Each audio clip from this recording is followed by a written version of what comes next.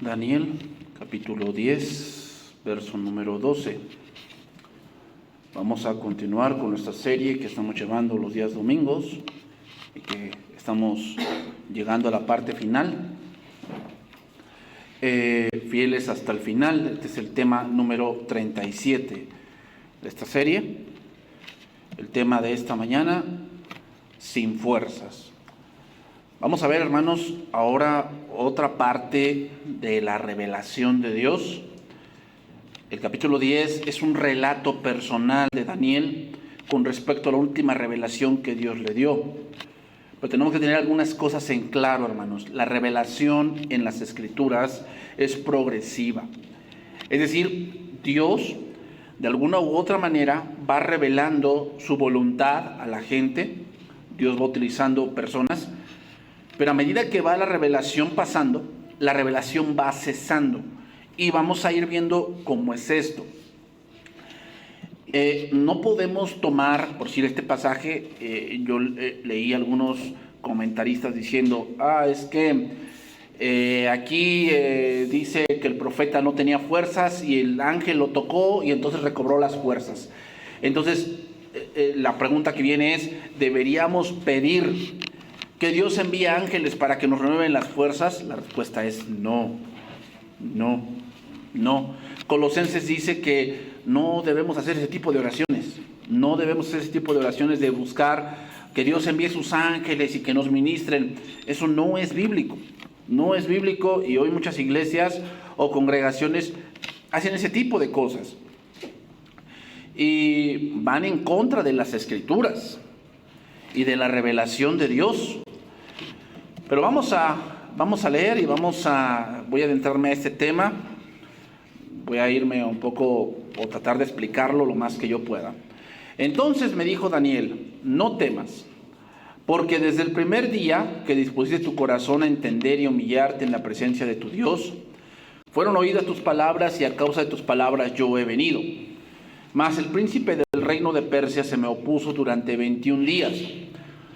Pero he aquí Miguel, uno de los principales príncipes, vino para ayudarme y quedé allí con los reyes de Persia. He venido para hacerte saber lo que ha de venir a tu pueblo en los postreros días, porque la visión es para esos días. Mientras me decía estas palabras, estaba yo con los ojos puestos en tierra y enmudecido. Pero he aquí uno con semejanza de hijo de hombre tocó mis labios. Entonces abrí mi boca y hablé y dije al que estaba delante de mí, Señor mío, con la visión que me han sobrevenido dolores y no me queda fuerza. ¿Cómo pues podrá el siervo de mi Señor hablar con mi Señor? Porque al instante me faltó la fuerza y no me quedó aliento. Como le dije, continuamos con el análisis de este capítulo. Voy a terminar este capítulo en esta sesión para entrar al capítulo 11 sobre los reyes del norte y del sur. Daniel aquí recibe la última revelación y, hermanos, quiero que vean, como se los dije, cómo la revelación va progresiva. Y para desarrollar esto quiero primeramente citar un verso que pondremos como base de lo que quiero enseñarles o quiero que entiendan.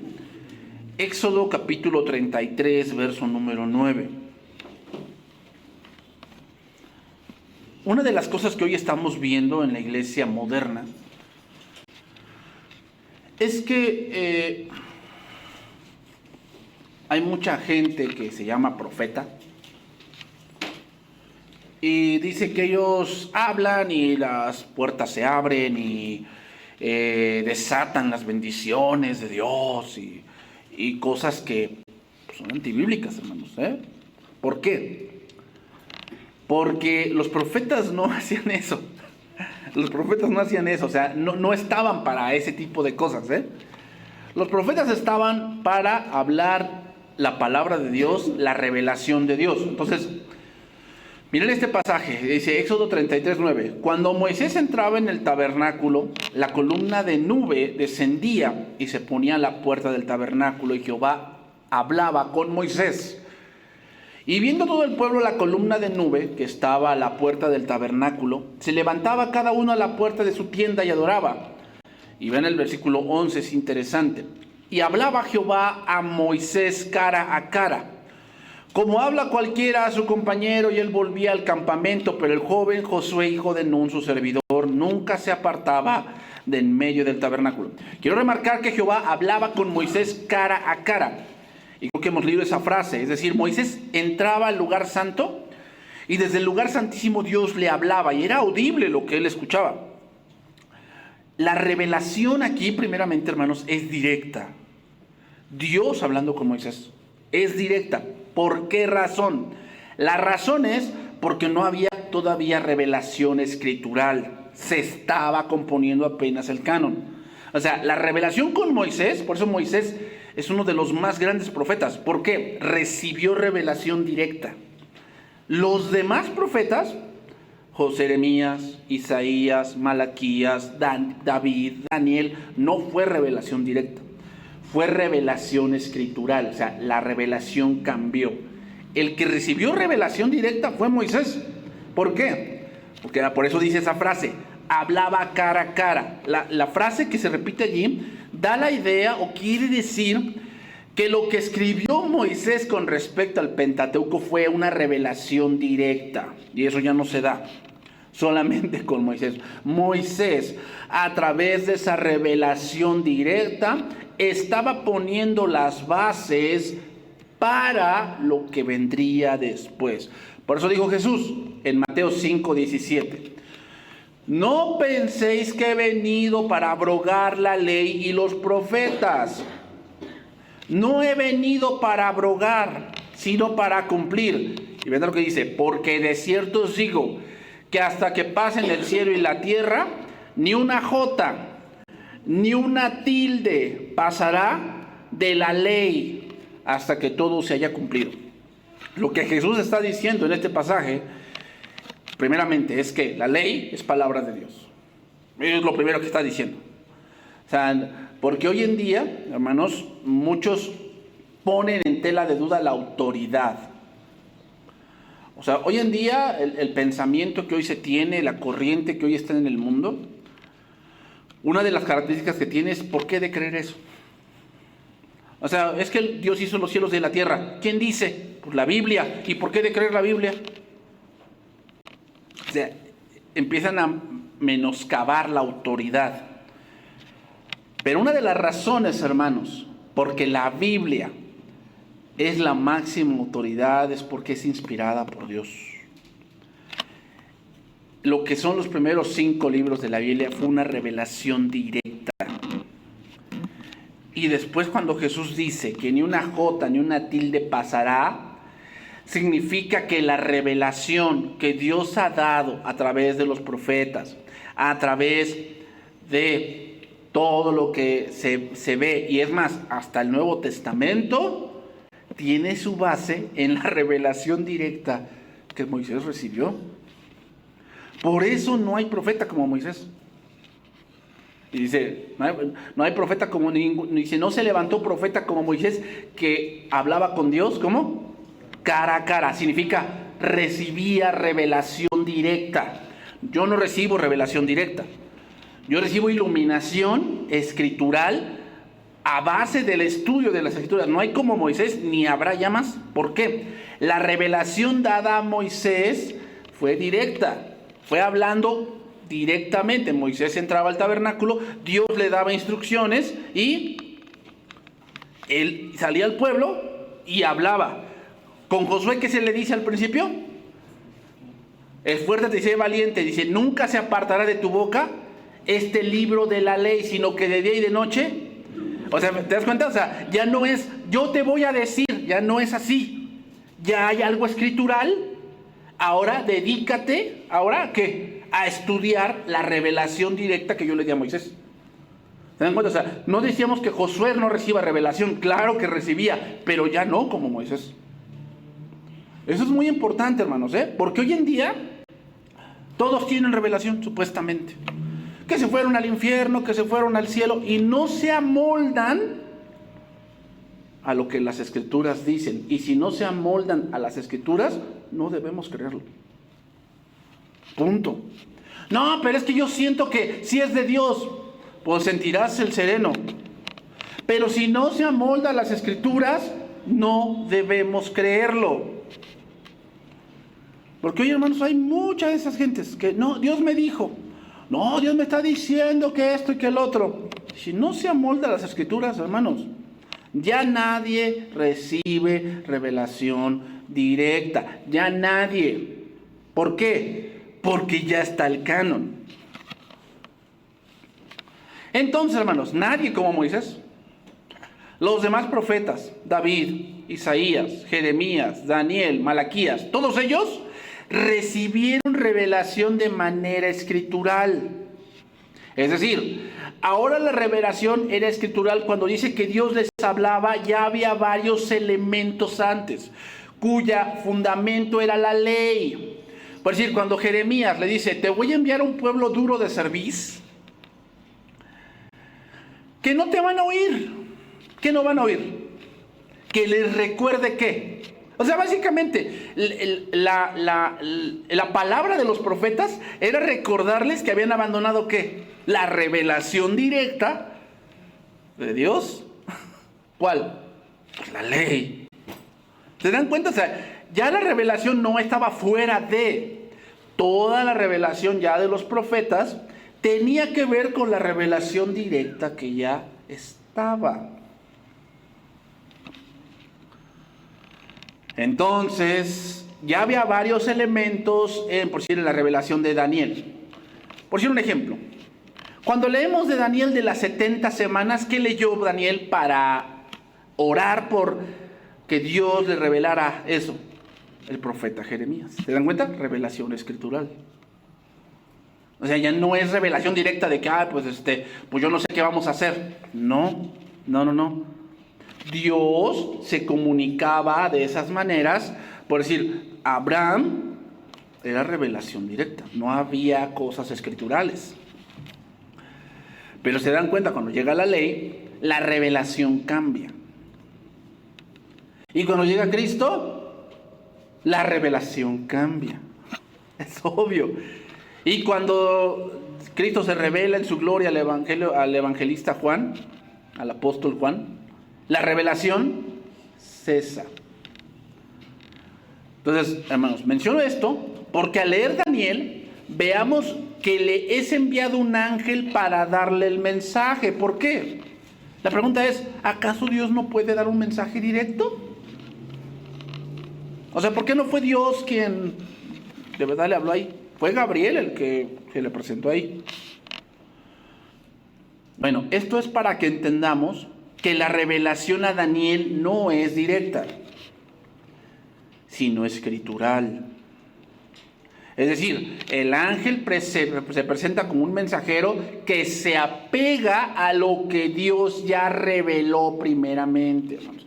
Si no entendemos eso, hermanos, vamos a estar vagando en muchas cosas que no son bíblicas, Entonces, en el relato que estamos leyendo, el cómo Dios le responde, pero debemos estar siempre mirando que Dios revela con lo principal por detrás. Es decir, el Pentateuco. O sea, Daniel tiene todo ese conocimiento detrás que ya está escrito, él lo sabe y Dios revela de tal manera que recuerda eso que ya sabe. Daniel 10:12. Entonces me dijo, Daniel, no temas, porque desde el primer día que dispuse tu corazón a entender y a humillarte en la presencia de tu Dios, fueron oídas tus palabras, y a causa de tus palabras yo he venido. Mas el príncipe del reino de Persia se me opuso durante 21 días.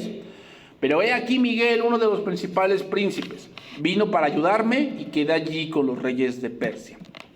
Sin duda, hermanos, este pasaje es un verso muy difícil de comprender, lo que Gabriel está diciendo al profeta.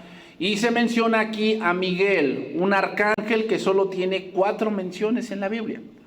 4 menciones en la Biblia. Citaré los pasajes. Daniel 12:1, ahí vemos nuevamente cómo se menciona a Miguel. Ahora, yo he escuchado a muchos que citan este pasaje diciendo, es que si no entiendes lo que la Biblia dice, es que hay algo que te está estorbando y tienes que pedirle a Dios que mande sus ángeles a que quiten ese estorbo. No, hermanos. Y ahorita nos voy a explicar qué significa eso, según lo que vemos en toda la Escritura. En Judas, también 1.9, Judas 1.9 dice, pero cuando el arcángel Miguel contendía con el diablo disputando con él por el cuerpo de Moisés, no se atrevió a proferir juicio de maldición contra él, sino que le dijo, el Señor te reprenda. Y en Apocalipsis capítulo 12, verso 7, dice, después hubo una gran batalla en el cielo, Miguel y sus ángeles luchaban contra el dragón. Siempre que aparece Miguel en las Escrituras hay una lucha. Hermanos, tenemos que tener otra cosa bien en claro. En este momento el diablo no está atado. Eso sucede cuando Cristo viene. En este momento el diablo no está atado. Ahora tenemos que entender para qué está atado el diablo. ¿Para qué? Para que no engañe más a las naciones. Atado el diablo no significa que no haga nada, que ya está inactivo. No es cierto.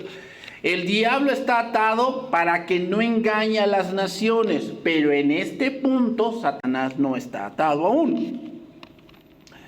Y lo que quiere decir el pasaje es que parece ser que está engañando a la nación de Persia. Eso es lo que quiere decir. Que está engañando a la nación de Persia en su totalidad para obstaculizar al pueblo de Dios. En este caso, Israel. Recuerden que ahora la voluntad de Dios es que Israel regrese para reconstruir el templo. Esa es la voluntad de Dios. Entonces sabemos que Dios había utilizado ese gobierno para beneficiar a su pueblo. ¿Por qué? Porque en el reino de Persia fue cuando los judíos volvieron. Pero por parte de Satanás estaba trabajando a través de su agente para ponerle tropiezo a esos decretos reales. Eso es lo que estamos entendiendo. Entonces, hermanos, Miguel, el único arcángel que se nombra en las Escrituras, ayudó a hacer fracasar el malévolo plan de Satanás. Otra vez lo menciono. En este momento, Satanás no está atado aún. Eso sucede cuando Cristo aparece, que es el hombre más fuerte que el hombre fuerte. ¿Ok? La aparición del ángel sirvió para asegurarle a Daniel que aunque las poderosas fuerzas del enemigo estaban fragando maldad y estaban engañando a la nación de Persia y de Grecia, Dios llevaría a cabo su plan. Hermanos, no podemos ignorar la guerra espiritual, pero la guerra espiritual no consiste en llamar ángeles, no consiste en eso. No consiste en que veas cuál es tu ángel de la guarda. Y no consiste en que nosotros mandemos a llamar ángeles para que nos cuiden alrededor. No, pero es que el Salmo 91 dice que a sus ángeles mandará. Entiende que el Salmo 91 es un lenguaje poético, no es literal. No es literal. El lenguaje en el Salmo 91 es un lenguaje poético que nos hace entender que Dios guarda a aquellos que guardan su palabra. Porque entonces si decimos que es literal, ¿qué es vivir a la sombra del Omnipotente? ¿Cuál es la sombra del Omnipotente? ¿Una palmera? ¿La sombra de un cerro? ¿Eso es la sombra del Omnipotente? ¿Se dan cuenta, hermanos? O sea, no es literal. Cuando Dios envía a sus mensajeros, una manera en que Dios protege a sus hijos es recordándote las Escrituras. Es una manera de protegerte. Entonces, hoy en día vemos a gente que está pidiendo, no, Dios envía tus ángeles y cámbianos. Eso es una mala petición y algo que estamos menoscabando a Cristo. Bueno, entonces, ¿dónde salen que haya el ángel Rafael y todo ese tipo de rollos? Bueno, salen de pensamientos ecuménicos de los católicos. Porque el catolicismo, la palabra católico significa universal. ¿Qué significa universal? Pues que los católicos son de chile, mole y pozole. O sea, tienen de todo un poco, de todo un poco, y pues ahí sacaron la teología supuestamente angelical y muchas de esas cosas pues, que no tienen nada que ver de los libros apócrifos. Daniel capítulo 10, verso 14. Ahí vemos ahora el propósito por el cual el ángel se presenta. He venido para hacerte saber lo que ha de venir a tu pueblo en los postreros días, porque la visión es para esos días. Mientras me decía estas palabras, estaba yo con los ojos puestos en tierra y enmudecido, o sea, estaba arrodillado. Es decir, lo que ahora el ángel le va a comunicar tiene que ver con la historia que vendrá años después, con los reinos que ahora estaba tal vez viendo surgir Daniel, porque ya no vería el desenlace. Hermanos, el siguiente capítulo, el reino del norte y el reino del sur, son los dos reinos de Persia y de Grecia. Eso es lo que significa el siguiente capítulo. ¿De quién va a hablar? Pues de un rey de Grecia que se le llama el anticristo del Antiguo Testamento, Antíoco. De eso va a hablar la profecía ahora. Pero Daniel ya no iba a ver eso. Daniel tenía 92 años aquí. Veamos cómo Daniel muestra que no podía físicamente recibir lo que Dios quería comunicarle. Estaba débil, venía de un ayuno, la edad y después la sorpresa de ver la gloria de Dios. Versículo 16. Pero he aquí uno con semejanza de hijo de hombre tocó mis labios. Entonces abrí mi boca y hablé y dije al que estaba delante de mí: Señor mío, con la visión me han sobrevenido dolores y no me queda fuerza. Aquí viene otro cuestionamiento, hermanos, y es: ¿por qué menciona tanto que le tocó? Que lo fortaleció, que lo tocó, que lo tocó. ¿Será que necesitamos que un ángel nos toque? Porque, hermanos, las cosas del Señor no se hacen en nuestras fuerzas. No se hacen en nuestras fuerzas. O sea, si Dios da iluminación a nosotros en cierta situación, hermanos, no es porque tú seas muy inteligente. Porque delante de Dios todos somos como niños, hermanos. Delante de Dios todos somos como niños. ¿Sabes por qué? ¿Cuál es la muestra de eso? Las parábolas. La parábola, los maestros judíos utilizaban parábolas para enseñarle a niños. Hablando literal. ¿Por qué Jesucristo utilizó parábolas? Bueno, la Biblia lo dice, ¿no? Que para que oyendo no entiendan y viendo no vean. Pero la respuesta también es, hermanos, que nos habla por parábolas porque es la manera más simple de mostrarnos cómo es el reino de Dios. Porque diciéndonos las cosas literalmente a veces no las entendemos. Y fíjate, ahora aún con parábolas nos cuesta entender. O sea, ve cómo nos ve Dios, Que, no, yo sí entiendo. No es cierto. Si no tenemos el Espíritu Santo, hermanos, podrás leer la Biblia muchas veces y no entender. Entonces, hermanos, como dice la Escritura en Isaías, los que esperan en Jehová tendrán nuevas fuerzas. ¿A qué se refiere? ¿Literal? Otra vez, ese versículo está en un libro profético. Está en un libro profético. ¿Cómo debemos entender ese pasaje que los que esperan en Jehová tendrán nuevas fuerzas? Que es obvio, hermano, que cuando Dios nos envía a algo que Él quiere que hagamos en nuestras fuerzas, siempre encontraremos una excusa. Ve a Moisés, ve a liberar al pueblo. Es que soy tartamudo, es que no, ¿yo por qué? Me envía a otro. ¿Se dan cuenta? Jeremías, yo te conozco desde el vientre de tu madre, vas a ir a predicar. Jeremías era un sacerdote. Él prefería ser sacerdote a ser profeta, y Dios le dice: no, tú vas a ser profeta. Es que yo no sé hablar porque soy como niño. ¿Y qué le dice Dios?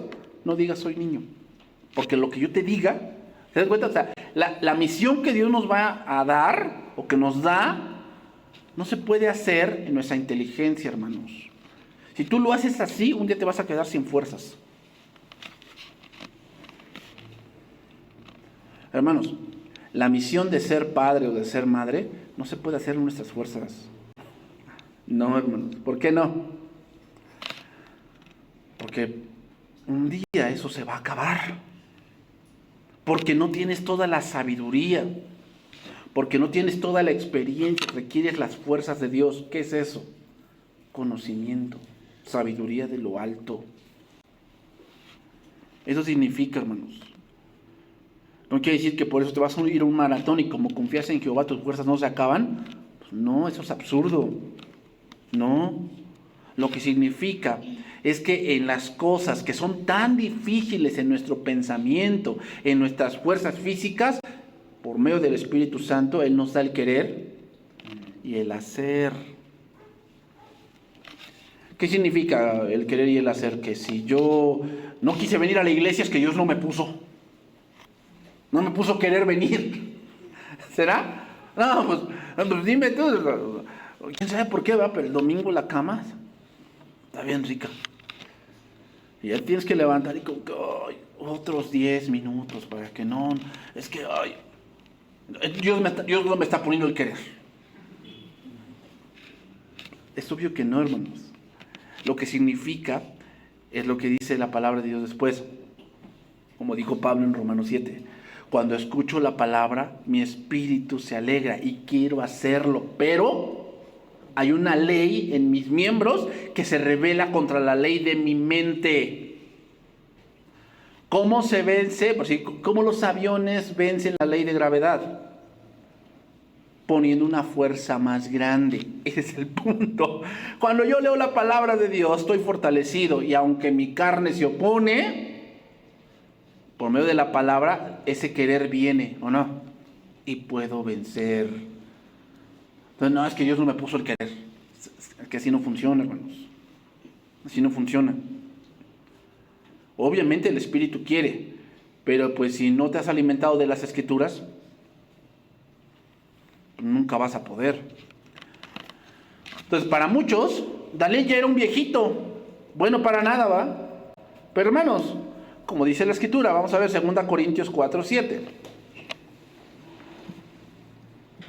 Entonces, la obra de Dios, hermanos, no es de buenas intenciones. ¿Te imaginas a Moisés? Yo siempre pienso en Moisés. ¿Te imaginas? Aquí somos 60, a veces 100 personas. Él tenía 2 millones. 2 millones. ¿Cómo soportar a 2 millones? ¿Cómo soportar a 2 millones? Yo dije, no, pues ¿de qué madera estaba hecho Moisés, no? No, hermanos, era como tú y como yo. Pero ¿sabes cuál era la fórmula de Moisés para soportar 2 millones de gentes? La revelación de Dios. O sea, si nosotros queremos hacer lo que Dios nos ha dicho, no es solamente de que, pues sí, ya me nació hacerlo. No, necesitamos iluminación de la palabra de Dios. Por eso, hermanos, vas a servir, tienes que estudiar. ¿Por qué? Porque un día las fuerzas se te van a acabar. Y un día vas a llegar y vas a decir, ya renuncio. Cálmate, si yo no te contraté. ¿Dónde está tu contrato? No, esto no es un trabajo. Esto es algo que se hace por amor. Algo que se hace porque el Espíritu Santo nos impulsa a hacerlo. Pero si no tienes revelación de Dios, ¿sabes lo que va a pasar? Pues es tu carne la que gobierna. Y siempre hay una excusa por la cual no lo haces, ¿verdad? Siempre hay una excusa. No que esto, no que el otro. No, pues sí. Si de excusa se viviera, hermanos, por Roma no se hubiera hecho, porque siempre hay una excusa para todo. ¿Sí? Ay, me duele la uña. Es que me duele este ojo. Es que me duele la rodilla. Es que cuando llueve, hermanos, la rodilla me truena. Pues sí, siempre va a haber una excusa, siempre. Que esa es tu carne. 2 Corintios 4:7. Pero tenemos este tesoro en vasos de barro, para que la excelencia del poder sea de Dios y no de nosotros. ¿Qué quiere decir, hermanos? Porque tenemos el Evangelio, la iluminación del Evangelio en un cuerpo débil. Y sí, hermanos, hay días en que tenemos que ir a enseñar o tenemos que predicar y físicamente no te sientes bien. No te sientes bien. ¿Ah? Sí, hermanos, sí. Y eso es comprensible. Es comprensible. ¿Y que aunque estés en la cama de un hospital lo vas a hacerlo? Pues es obvio que hay algunas cosas que no se pueden hacer, pues es obvio. Pero también, hermanos, debes entender que el Señor te va a dar fuerzas donde las tuyas acaban. Que estamos atribulados en todo. ¿Qué? Mas no angustiados. En apuros, mas no desesperados. Sí, hermanos, a veces hay que enseñar la palabra atribulado. ¿Sí? ¿Y dónde sacas esas fuerzas? ¿No? Como una vez al pastor le pasó, estaba predicando y así llegó la gente a interrumpir la reunión, su mamá murió. En ese momento así le... Entonces, pues la gente del mundo diría, no, pues es bueno que se interrumpa todo y se va. Y ahí es donde el Espíritu Santo actúa, hermanos. Sí, a veces tienes que venir a la iglesia y tu hijo está enfermo. Sí, sí. Ay, qué padre tan desconsiderado. ¿Tú eres médico? ¿Tú eres enfermera?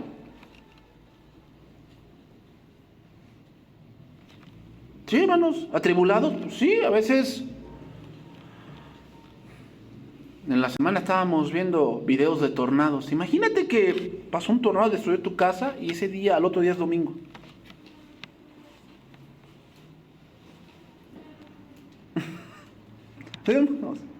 A veces pasa así.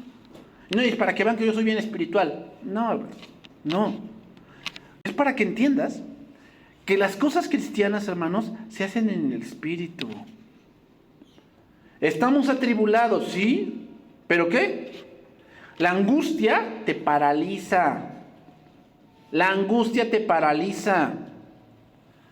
Haces que pienses que las cosas materiales son más importantes que la adoración a Dios. En apuros, mas no desesperados. Perseguidos, mas no desamparados. O sea, ¿te imaginas a Pablo? Estaba siendo perseguido y en persecución escribía cartas. ¿Cómo era eso? ¿Cómo podía? ¿Cómo tenía la cabeza para estamos perseguidos y estoy escribiendo una carta llena de teología? ¿Cómo se hace eso? En el Espíritu, hermanos. Solamente así.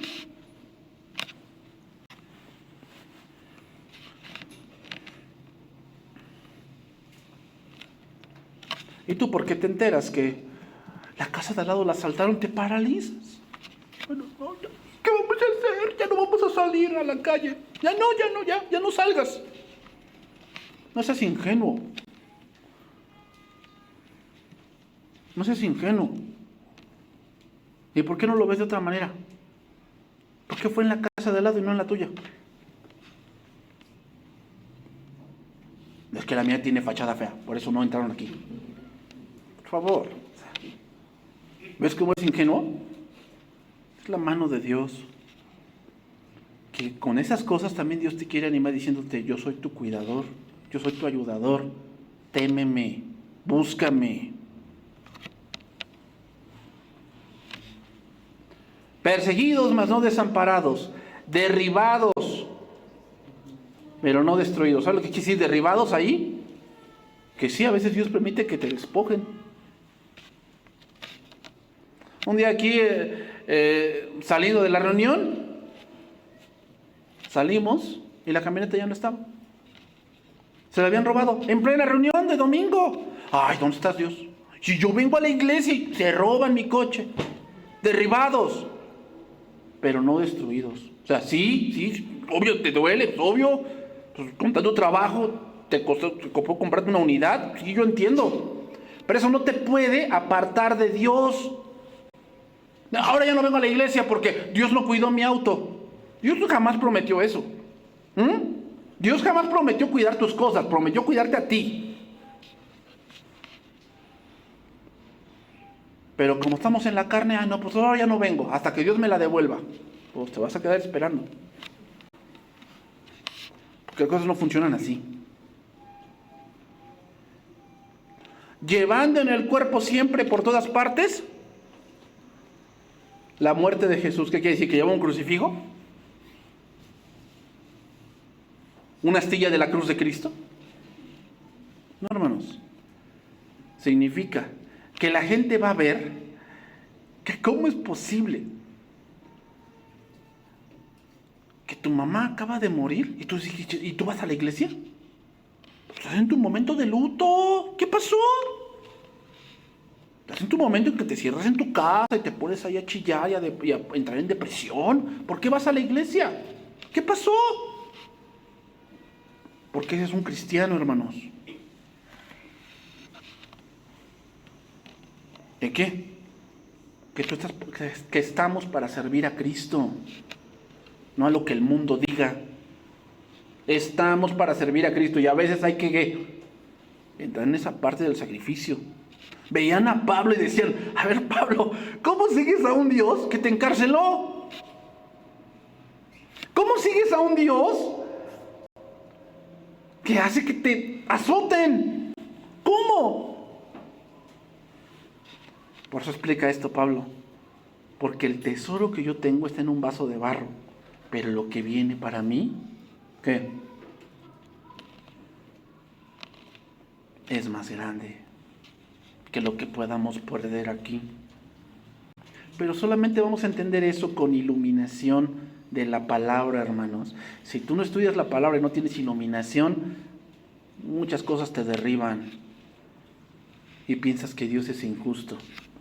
Sin duda, hermanos, un día tenemos que hacer lo que Dios nos ha mandado y tenemos debilidad. ¿Y de dónde sacamos la fuerza? Pues solo Dios lo sabe.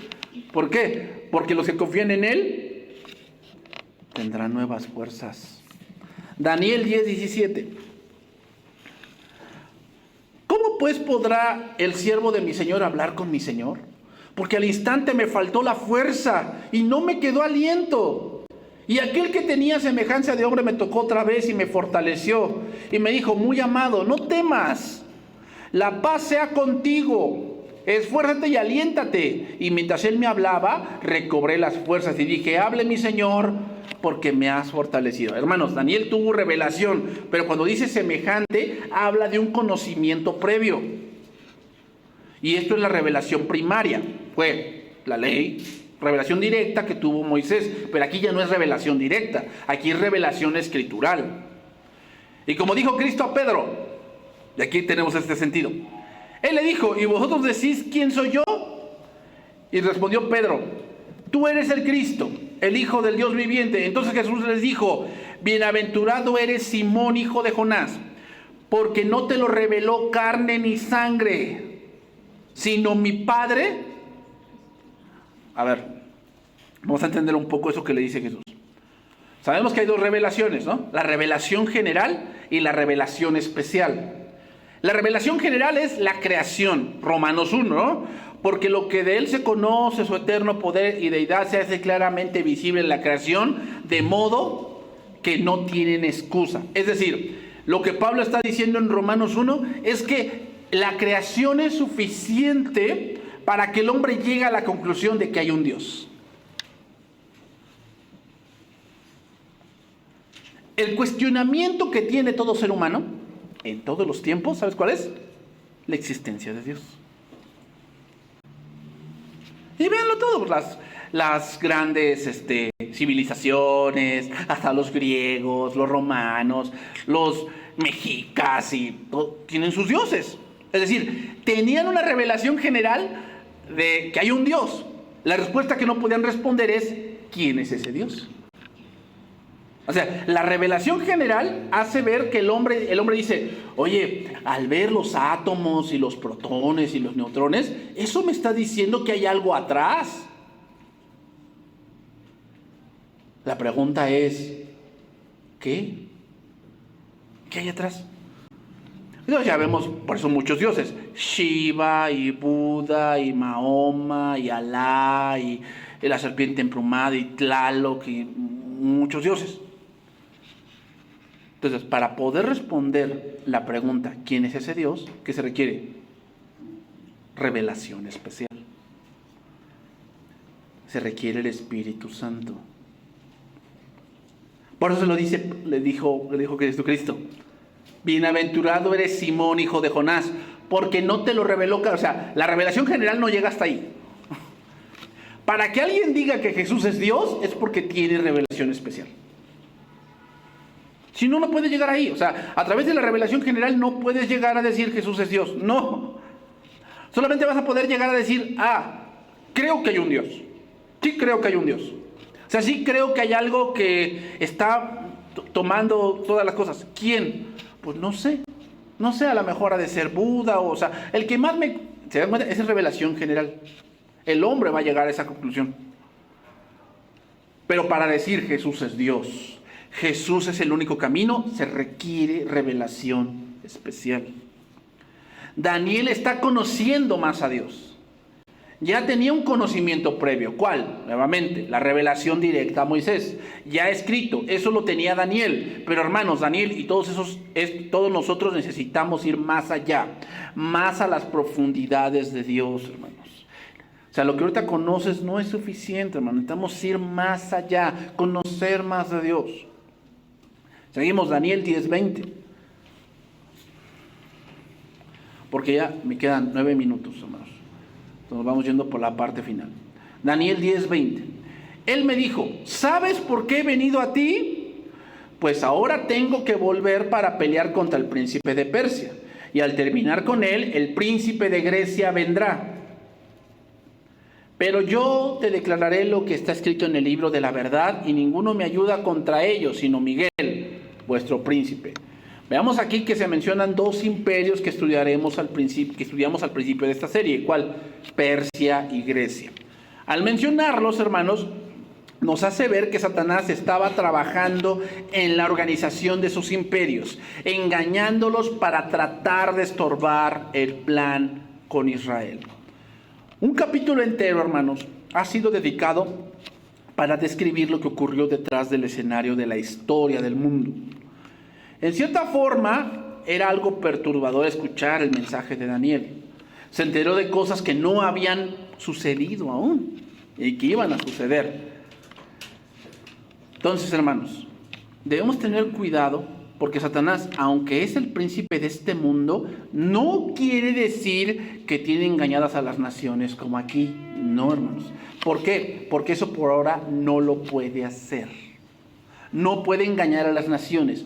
Puede engañar individuos. Miren, les voy a citar algunos pasajes cómo el engaño es individual.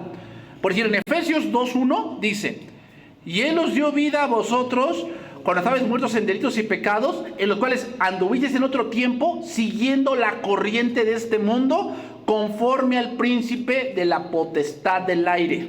O sea, es algo individual. Antes nosotros estábamos muertos. Y ojo aquí, hermanos, quiero explicar esto. Muertos aquí no significa que el hombre no pueda tener algo de Dios. ¿En qué sentido? Aquí muerto significa, muchos dicen, es que muerto significa, ¿cómo es un muerto? Pues entonces, quiere decir que el hombre no ve nada de Dios. Eso no es cierto. Porque si así fuese, no distinguiría lo que es la moral y lo que es la justicia. Y eso son cosas de Dios, ¿qué? Que Dios puso en nosotros, porque Dios es un Dios moral, por eso somos morales. Dios es un Dios justo, por eso amamos la justicia. Cuando nos enteramos en la televisión que agarraron a tal ratero y le echaron 100 años de prisión, dentro de nosotros nos alegramos. ¿Por qué? Porque sabemos que eso es lo justo. Muerto aquí, hermano, significa, recuerden que la palabra muerto significa separado. Lo que significa es que el hombre, en su propia naturaleza, está muerto y no sigue nada de Dios, sino sigue la corriente del mundo. Sigue la corriente del mundo. ¿Ven cómo se comporta el mundo? Se comporta por fechas, ¿no? Oye, la fecha, ahora estamos en este momento de la independencia, siguen esa moda. Y después otra se viene la fecha de los muertitos y cambian su pensamiento, ¿se dan cuenta? Y ponen ese pensamiento de que tienen que hacer esto.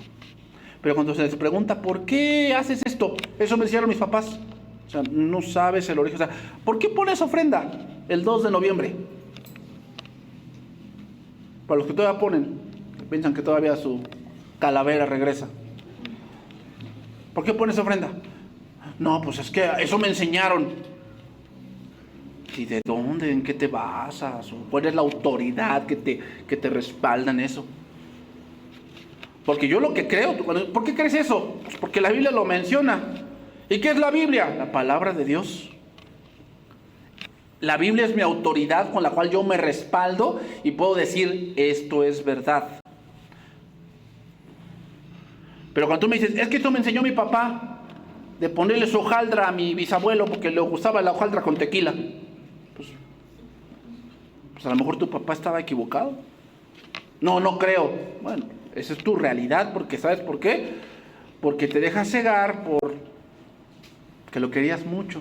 Pues sí, hay gente que es muy sincera, sinceramente equivocada. Y va a haber mucha gente en el infierno sincera. Muy sincera, ¿no? Porque otros piensan, es que esta persona es muy sincera, no creo que se vaya al infierno. Porque el cielo no se gana por sinceridad, se gana por la fe. Aunque, no es bien sincero, es bien bueno. Así con todo y bueno se va a ir al infierno si no cree en Jesucristo. Entonces, la gente muerta, espiritualmente, es una gente que no busca de Dios. No quiere decir que no conozca de Dios, porque la revelación general está. Sino más bien que él sigue la corriente de este mundo pensando que de esta manera se llega a Dios. Eso es algo que Satanás los ha engañado. 2 Corintios 4:3 dice ahí: pero si nuestro evangelio está encubierto, entre los que se pierden está encubierto, en los cuales el Dios de este siglo cegó el entendimiento de los incrédulos, para que no les resplandezca la luz del evangelio de la gloria de Cristo, el cual es la imagen de Dios. ¿Cómo hace eso Satanás? A base de filosofías del mundo. Le predicamos, mira, Dios tiene el control de todo. Y Dios hace las cosas de tal manera que cumplan con sus propósitos. Entonces quiere decir que Él, por decir, Él permitió que la guerra surgiera. Sí, lo permitió. Pues yo no puedo creer un Dios así. Ahí en Sodoma y Gomorra Dios mandó fuego, ¿verdad? Y había niños. Yo no puedo creer un Dios que mate niños. ¿Se dan cuenta cómo les ciega el entendimiento? Se cierran. Y la luz del evangelio no les resplandece. Pero es algo individual, hermanos. No es a las naciones. No puede hacer eso aún, como antes lo hacía con Persia y con Grecia. ¿Por qué? Porque Satanás está atado. Puede engañar individuos. Entonces, lo que leemos en Daniel es una revelación para el que había progresado de esta manera. Y ahora nosotros tenemos la revelación completa. Lo que necesitamos es iluminación.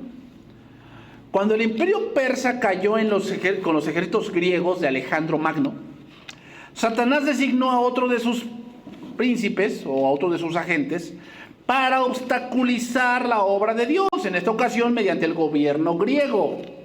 Recuerden, hermanos, que Nehemías se nombra como hubo mucha oposición y mandaban mensajeros a Persia a poner oposición contra los judíos y que mandaran edictos. Ese es el trabajo de Satanás. Después no se nombra con Grecia, pero si leemos los libros de Macabeos, ahí vamos a ver cómo se empezaron a poner con los judíos primeramente por sus ritos y sacrificar un cerdo. Y después ponían sacerdotes a su manera y reyes a su manera y cambiaban ciertas cosas y construían teatros y gimnasios dentro de Jerusalén. ¿Para qué? Obstaculizar la vida espiritual del pueblo.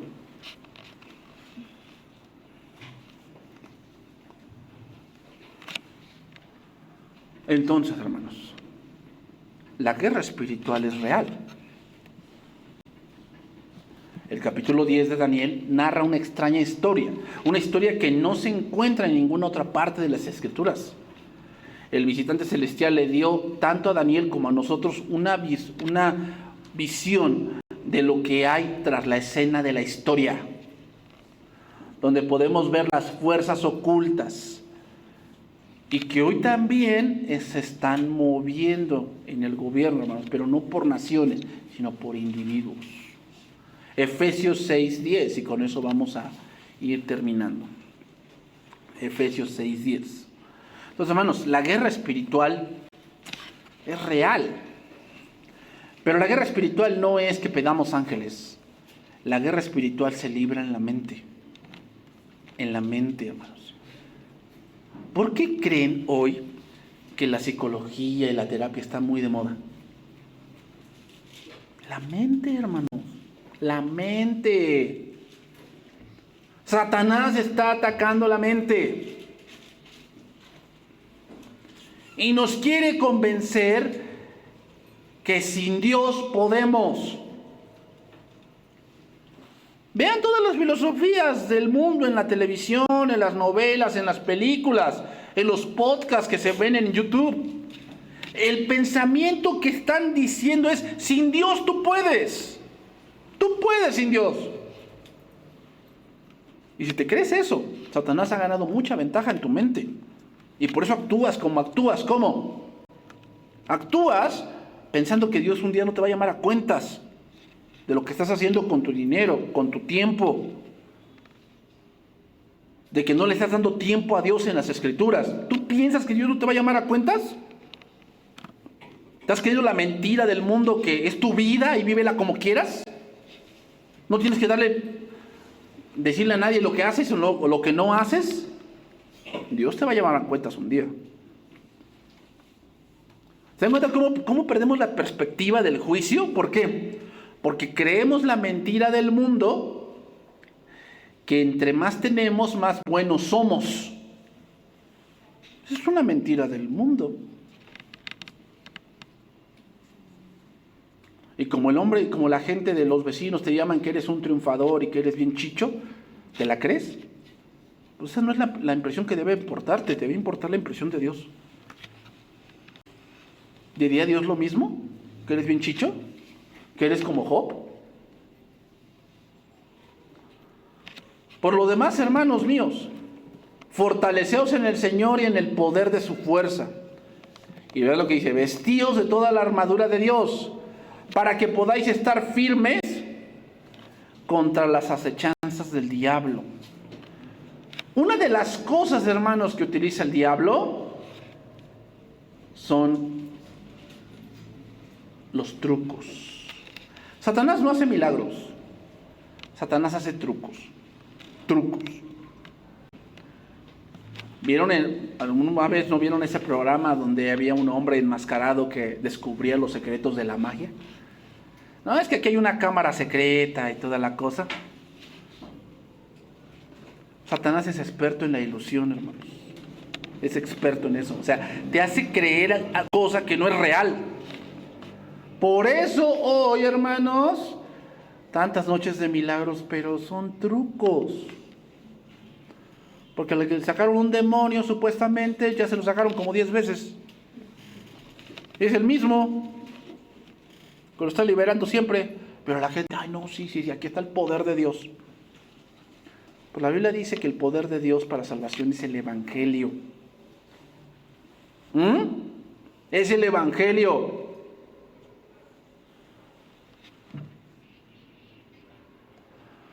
Porque no tenemos lucha contra sangre y carne, sino contra principados, contra potestades, contra los gobernadores de las tinieblas de este siglo, contra huestes espirituales de maldad en las regiones celestes. O sea, tenemos que entender que hay algo detrás. Hay algo detrás. Últimamente, en estos últimos tiempos, hermanos, he visto cómo se impulsa más estas cosas ocultistas. En mis tiempos en la preparatoria, sí, como que decían, vamos a hacer una ofrenda porque es una costumbre mexicana. Pero era algo así como que ahora casi ya es cuestión de vida o muerte. Cuestión de vida o muerte si no lo haces. ¿Por qué Satanás impulsa eso? ¿Por qué lo está impulsando? La respuesta es porque Él está detrás para engañar. Con eso engaña. Estad pues firmes, ceñidos vuestros lomos con la verdad. Lo primero que debemos saber es la realidad de las cosas, hermanos. La realidad de las cosas. ¿Cómo vamos a saber la realidad de las cosas? La respuesta es por la palabra, no por filosofías. No por el sentimentalismo es que yo siento que las cosas deberían ser así. Es que si Dios es amor, yo no creo que haga esto. Eso no es la realidad. La realidad es lo que dice aquí. Por eso la primera cosa que debemos tener es la verdad, hermanos. No tu verdad, la verdad. ¿Qué cosa es la verdad? La palabra es la verdad. Por eso el discipulado es importante, hermanos. ¿Sabes por qué? Porque si no, crees una realidad que no existe. No existe esa realidad que tú dices. Cuando una persona, hasta un cristiano, se empieza a quejar de Dios, ¿por qué Dios hizo esto? Y es que yo no lo entiendo, es porque no sabes la realidad.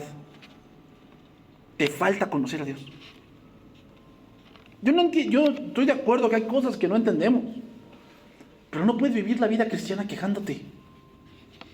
No, eso habla de tu falta de conocimiento de Dios. Y vestidos con la coraza de justicia,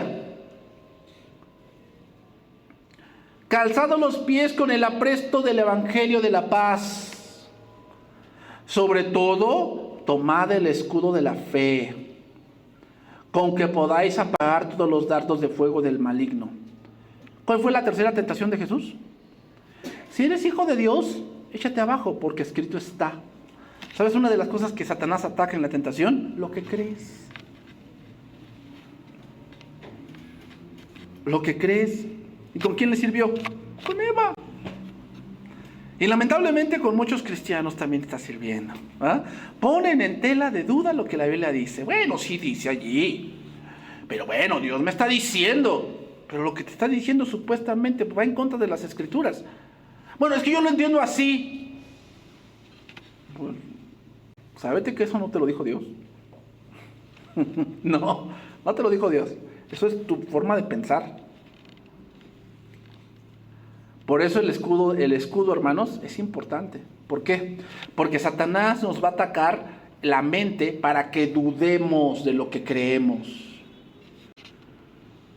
Por eso hoy hay congregaciones que no tienen pastor. Me he enterado varias congregaciones que, oye, ¿y quién es tu pastor de ahí? No, nadie es pastor. Nadie es pastor. O sea, todos nos regimos como queremos. Pues eso no es una iglesia. Eso ha de ser un club social, ha de ser, porque tú no inventaste la iglesia. Dios ya dijo cómo debe de ser. Dios ya dijo cómo debe de ser.